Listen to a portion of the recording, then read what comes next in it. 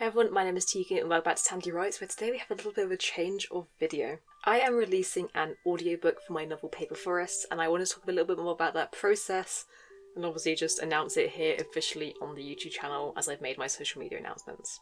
I will open this video by saying why I wanted to publish an audiobook as a self-published author, where I think there's a lot less demand in the community and the expenses tend to outweigh the profits a lot. Also, this book, the first edition came out in June 2022, this edition came out in August 2023, so it's like, why am I trying to drag out the lifespan of this book? Why am I publishing an audiobook 18 months after it first came out? And that's for accessibility reasons. My next book that I'm currently working on, although I am going to try and go the traditionally published route for it, I'm still obviously keeping my self-published options open because I love self-publishing. And as it is a book that features a blind character, I wanted to make sure that when I do, or if I do inevitably self-publish it, I want all the formats to be as accessible as possible. So large print, audio, ebook, every single option imaginable.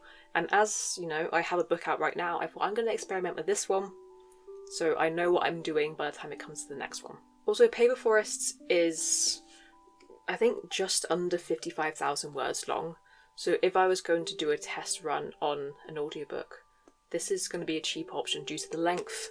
I think every 10,000 words is about an hour's worth of reading time, so this is going to be the more affordable option to dabble in. So I think end of May I originally started my quest for a narrator, because the reason I originally bought the microphone that I now record my videos on is I thought I'm going to make this book myself. Because as someone who has made a lot of the cover and the interior design and everything about this book, I thought, I can definitely do it myself. And when I read my own words, I hear it in my own voice, because I wrote it, and my internal monologue is my own voice. Which is such a stupid thing to say, to realise now. Because, back in maybe the April, May 2024, I thought, I'm the ideal narrator. As someone who doesn't like talking, narrating, or like doing voices in stories, I'm going to do it. So I was more interested in seeing what the process was like, and as one of the characters in my upcoming book probably sounds more like me, I thought, I'm qualified. I'm very much not qualified, but delusion. So originally I went through ACX, which is Amazon's audiobook publishing website, just because they're the most well-known one, and I thought, why not?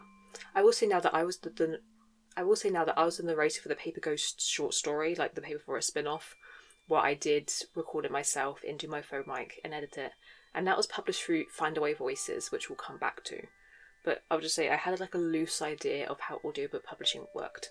So I logged into ACX, I submitted, you had to fill out the forms, or basically just all the metadata about the book, you submit your audition script, things like that. So I knew I wanted it to be a male narrator, or an androgynous. I think I said basically anything except explicitly female. As my characters are male, I wanted it to be a British, not first witch British, but any kind of British accent, as the characters are. I think there is a mention of them being English in there. So I thought, I want some kind of, less British, but general English accent. I preferably want them to sound, the characters are about 17, 18. I'd prefer them to have like a voice that can, either a teen or a young adult voice. I want the style to be very personal, almost conversational in points, as that can be the tone, again, in some points of the book. Very lyrical, a good storyteller voice. And as this book opens with the line, I'm pretty sure it's once upon a time I woke up in a strange place. But I'm flicking through this book as if I've never read it before. Once upon a time I woke in a strange place, yes. I wanted to listen to a voice that when I click play on the samples, I could hear someone say once upon a time and I wouldn't feel like immediate cringe. Which is a terrible thing to say, because I know it's a cringy first line for a fairy tale. I think it works. But I want to listen to someone read me a lovely once upon a time bedtime story and still feel engrossed in it, rather than I don't know, grossed out. So I submitted this audition. I got about 30 responses and I did not like any of them. There was I think 2 people where I thought, if I have to, I'll go for them. But as, again, I didn't have to make this audiobook, I thought I'm not going to splurge on something that I'm uncertain about. Because a lot of them I click play and I felt the cringe.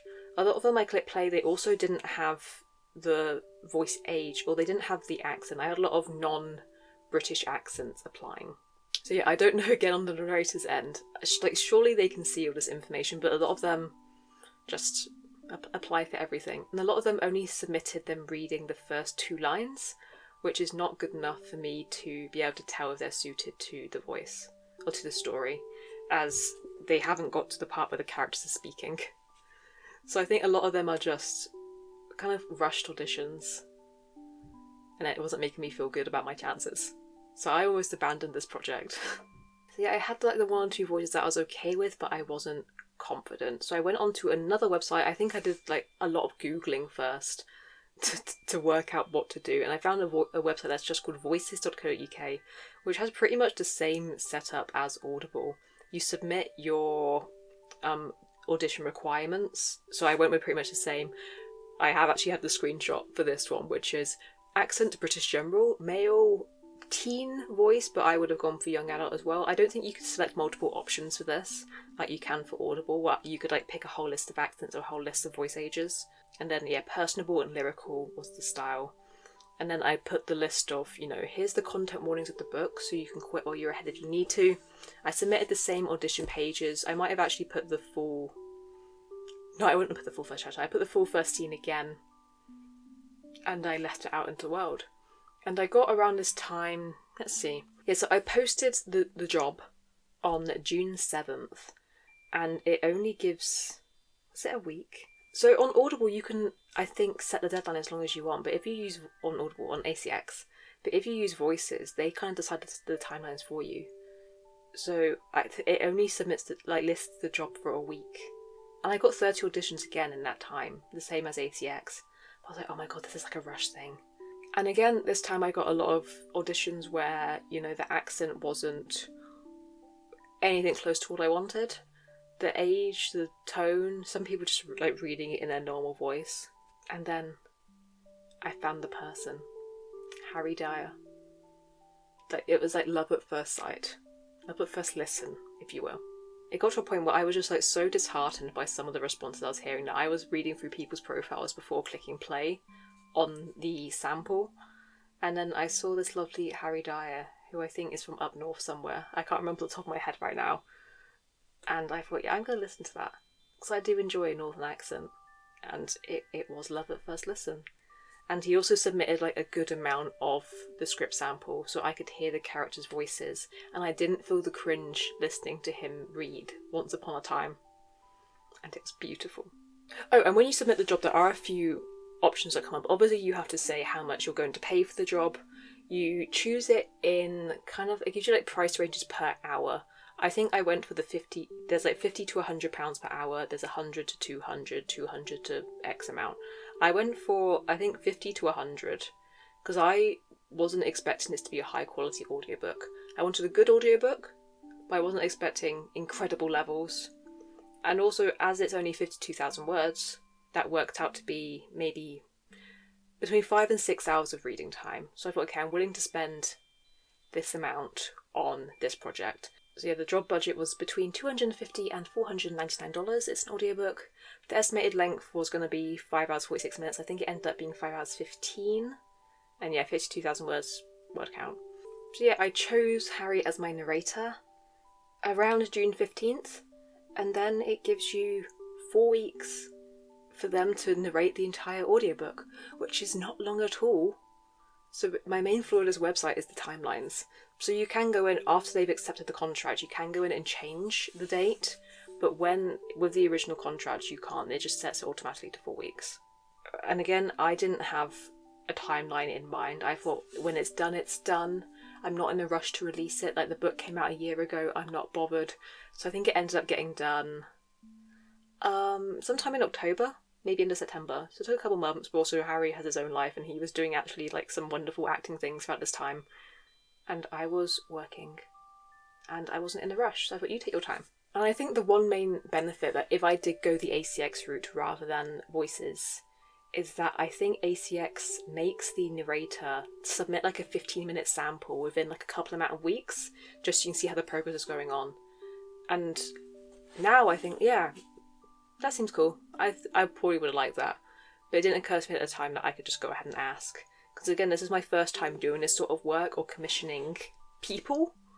other than just, I usually have commissioned artists to do things for me, but commissioned like actual people to use their voices for me, I thought, like, you do whatever you want. Because then it came a case of when the eventual deadline hit, which was, I don't know, September, October, never happened. I was receiving the entire audiobook at once. And by the time the entire audiobook's done, like, if I did have any issues with it, which thankfully I didn't, because Harry is wonderful, that if I had any issues with it, he would have had a lot of work to do. And I would have paid him to do that extra work, rather than just saying, like, here, can you revise it for free for me? I'm jumping around a lot in the timeline here. I've not made a video like this before. So I chose my rater. I submitted the full script, which is just the Word document manuscript, as in PDF form as well. And then I also included some like notes about the character, because I'd recently finished working on adapting Paper Forest into a film script for a uni project, and to submit as my uni project, you have to include like bios for the characters. So I thought, oh, I already have this information available. I was like, here's this character, here's their age, what the personality's like, and I think I also submitted for uni like what their person's like big secret is. So I included all that information for Harry, just like here's like all the actual key characters that I kind of care how they sound. Everyone else go wild. And I think sometime during the recording process, he did send me a message and like, oh, I have like this idea for this character's voice. What do you think? And it was, I think it's a Porcelain's voice. It was like one of the female characters' voices. And he says like, oh, in my head I imagine him sounding like this character from Game of Thrones. And I've obviously never thought about Porcelain's voice before, other than I think in the book she describes having like an accent that's older than time itself. And then I listened to a little montage of this character talking, and I thought, yeah, that sounds wonderful. Like, I'm glad that there's some kind of like collaborative process going on here, even though I was like probably a very terrible boss in this situation and just like fully stepped back and said, do what you want, I don't know what's going on.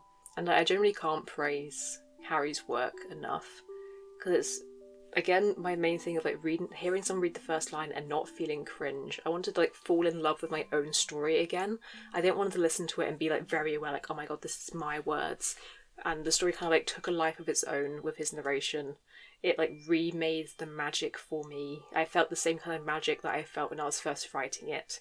And it was just such a wonderful, surreal experience to listen to someone reading this. And yeah, it made me like fall in love again with my own story. And I can't wait to listen to it in 1.5 times speed when it comes out. And then inevitably I decided to not distribute through ACX, because I think it's the thing of like, I don't want to be exclusive to Amazon, and they do have an expanded distribution option. Like publishing books through Amazon KDP, they do have an expanded distribution option. But if you choose expanded distribution, if you choose to like distribute outside of Amazon, you kind of get penalised in a sense. Like if you're exclusive to Amazon, for example, for ebooks, and you can be part of KDP Selects, you can be part of all their deals and their free promos and their scheduled offers and stuff. Whereas if you choose to be expanded, it's like, no, nothing for you. You got to like sell your soul to Amazon. And I did not want to sell my soul to Amazon. So I went back to the previously mentioned Findaway Voices, which I originally heard about through... There's another ebook publishing platform called Draft Digital, who are like teamed up with Smashwords, and you can also print physical books through there. But now they've teamed up with Findaway Voices to kind of like to distribute audiobooks. And they have pretty much the same interface for like uploading files, and they have pretty much the same requirements for files as KDP. Just if it's minus 0.1 decibels out, you can still submit it. So I submitted the files. I also put them onto like the iTunes on my laptop so I could listen to it on my phone eventually. And I was just walking around on my walk like, here's this guy reading me a story, and it's my story, and it's so wonderful and great. And I submit through Findaway Voices. They have expanded distribution options, and they can go through libraries as well. They said, I originally submitted, I think end of September, start of October. They originally say 30 days for it to go out to all of its partners, all like 30 or 40 people involved. And I'm filming this video mid-December. It's been more than 30 days. It's still not in every place. But when I submitted my first audiobook, which is Paper Ghost Short Story, it did go out to every distributor. So I'm like, it's out in a lot of places right now. It's not out in all places. I'm slightly concerned, but maybe they've seen that my book has like heavy gore and LGBTs in, and they thought, you know what, we just don't want it on the platform. because obviously the distributor and the platforms can just decide they don't want books for whatever reason, and that's their decision. But it is out in a lot of places, and it's going to be fully released on January 16th, so it's available to pre-order, pre-save, save on Spotify, request from your library app now, and next week it'll be out to listen to again. And as I said earlier, I can't wait to listen in 1.5 times speed. So thank you for watching this video. I hope it offers like a little bit of insight on the self-published, independent publishing audiobook process. Thank you again to Harry Dyer, who is an incredible narrator and brings magic to everything he reads. Yeah, thank you so much for watching this video, and I hope to see you next time. Bye. Once upon a time, I awoke in a strange place. It was clear that this place was not my home. This is where I'm going to introduce some rules for walking in the forest. Rule 1. Never turn around to check behind you. You'll see nothing, but as soon as you start doing it, you won't be able to stop until your mind conjures up something that doesn't exist. Until then, an ominous feeling will follow you for the rest of your journey. Rule 2. You'll hear things following you, hidden in the trees all around you. Don't worry too much about it. They're just checking up on you. Similarly, if you stop walking and hear the trees calling for you, don't answer them. Rule 3. Don't be scared. The forest can sense fear. Instead, just be really, really wary. Rule 4. If you have a bad feeling about taking a certain path, you're probably right. You'll avoid whatever is waiting for you at the end of it, but all paths are bad. You can't avoid it forever. Speaking of paths, you never know what may be buried beneath the soil you're walking on. Remember that every time you take a step, pray that whatever it is stays down there. Rule 5. Make sure you remember the way back home, or at least the way you're going. The forest will lead you astray. Your mind will lead you astray. As soon as you get lost, you're just another piece of fresh meat for the monsters. And most importantly, Rule 6. You shouldn't be walking in the forest alone. I know I shouldn't be afraid, but I hear something behind me. It doesn't sound human.